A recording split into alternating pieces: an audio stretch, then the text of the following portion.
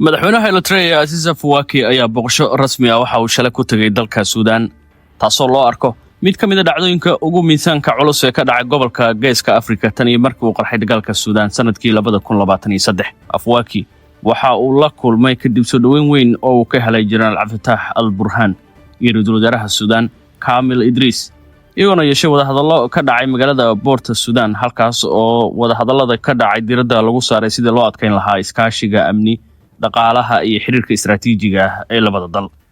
Boqoshadan ayaa tii ugu horeysay Afwerki uu ku tago Suudaan tan iyo bilowgii dagaalka, taas oo sidoo kale ka dhigaysa madaxweynihii ugu horeeyay ee boqosho rasmi ah ku tagay Suudaan tan iyo markii uu dagaalka Suudaan qarxay.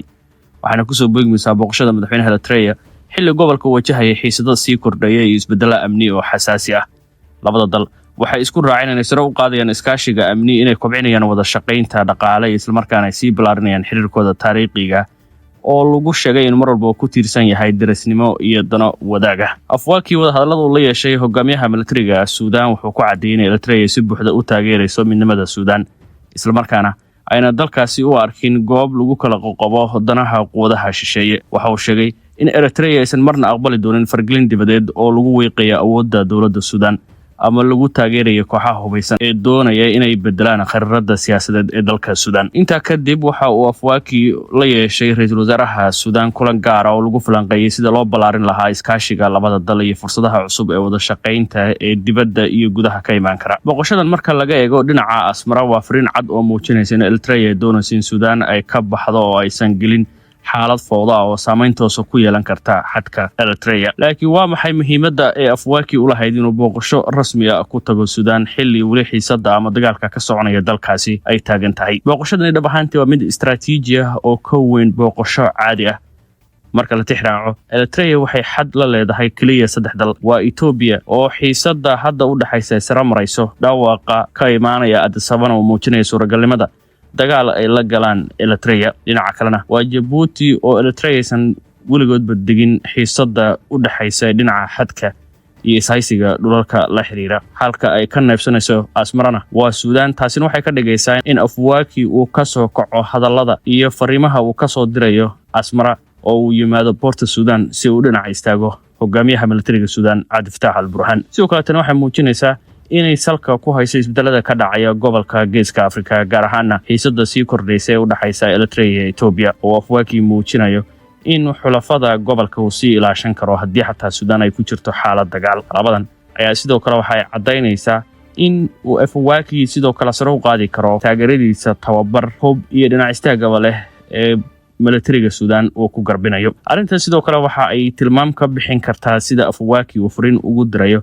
dhinacyada kale ee ku tuhumayo inay xiriir la sameynayaan Ethiopia ee xiisada Eritrea Ethiopia u dhaxaysa dabka ku shiishidayaan. Imaaraadka oo taageeraya Ethiopia ayaa sidoo kale door ku leh xiisada ka taagan Suudaan isagoo garbinaya RSF. Tanana waxa u muuqataa fariin kale oo Afwerki uu dirayo. Dhanka kale xaaladda Suudaan ayaa iyaduna cakiran oo waxay muujinaysaa marxalad cusub in Suudaan ay gashay. Laakiin midda ugu yaabka badan ayaa ah in kooxda RSF hogaamiyaheeda uu dalbanaya xabad joojin. Gudaha Suudaan dagaalka hadda u dhaxeeya dowladda al-Burhan iyo RSF wuxuu galay marxalad adag oo cusub. Dadka dibadda jooga ayaa mararka qaar arkaya labada dhinac inay si isku mid ah u doonayaan xabad joojin, balse waxaa jira weji kale. RSF waxay si joogto ah u dalbanaysaa xabad joojin degdeg ah oo aan shuruud lahayn. Sababtu ma ahan inay nabad raadinayso RSF, balse waa xaalad istiraatiiji oo lagu doonayo inay ku xaqiijiyaan dhulka ay haystaan lana abuuro maamul u gaar ahaan magaalada Al-Fashir oo ay rabaan inay ka dhisaan awood u taagan sidii dowlado kale oo madax bannaan dowladda Suudaan. Tani waxay RSF u noqon kartaa fursad ay ku hesho aqoonsi caalami ah kuna qasabto in maamul kala go'an loo aqoonsado xaaladda hadda Suudaan ay ku sugan tahay. Haddaba RSF waxay rabtaa in dagaalka la joojiyo iyagoo weli dhulka haysta si loo sharciyeeyo ismaamul ay ku gorgortamaana Suudaan ay kaga dhawaaqaan. Laakiin talaabadan waxaa si cad u diidan ama baaqida ka soo baxaya RSF la xiriira xabad joojin iyadoo hogaamiyaha kooxdaasi dagaalana uu sheegayo in xabad joojintooda la xiriirta mid bilaadanimo. Laakiin taas waxaa si cad u diiday militariga oo ka soo horjeedeen wax xabad joojina xilligan la galo. Generaal Burhan oo ka falceliyay baaqida ka imaanaya RSF waxa uu si buuxda u sheegay inuu fahansan yahay khatartan. Wuxuu sheegay inuu og yahay in haddii la aqbalo xabad joojinta RSF ay ku sugan magaalooyinkaas in Suudaan ay gali karto waddo halis oo horseeda laba maamul oo isku haya awoodda, taasi oo ka dhigan kala go' rasmi ah. sidaa daraaddeed burhaani wuxuu ku adkaystay in aan wax xabajoojina la aqbali karin ilaa RSF ay ka baxdo magaalooyinka ay haysato ay ku noqoto xerigahooda. burhaanina wuxuu ku sheegay joogitaanka ama inay RSF sii haysato magaalooyin inay u tahay militariga khadcas. taasna waxay caalamka ugu muuqataa mid adag, balse wuxuu ku sheegay inay tahay shuruudda kaliya ee ilaalin karta jiritaanka Suudaan oo maanta burburaysa. warbaahinta iyo siyaasadda dibadda ayaa mararka qaar RSF u muujinaysa dhinaca nabad raadinta, halka burhaan lagu eedeynayo in dagaalku uu ku dhagan yahay. laakiin marka loo eego istaraatiijiyadda military waxaa cad in RSF ay doonayso inay hesho waqti dheeraad ah, halka burhaan uu doonayo inuu ka hortago kala go' horseeda in Suudaan ay noqoto laba dal oo isku haya awood. dhanka Mareykankana weli lama hayo qorshe cad oo lagu joojinayo dagaalka, balse Washington waxay leedahay 3 mabda' oo aynan ka leexleexanayn.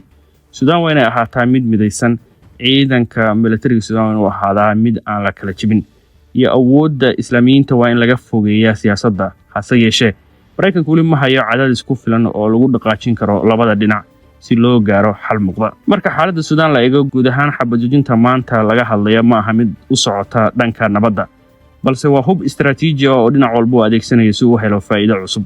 haddii aan cadaadis caalami oo dhab la helin, waxay u badan tahay in xabajoojin kasta oo timaada ay noqon karto mid lagu dhisayo awood cusub oo kala fogeysa Suudaan, halka ay noqon lahayd mid dhisaysa nabad iyo dowladnimo.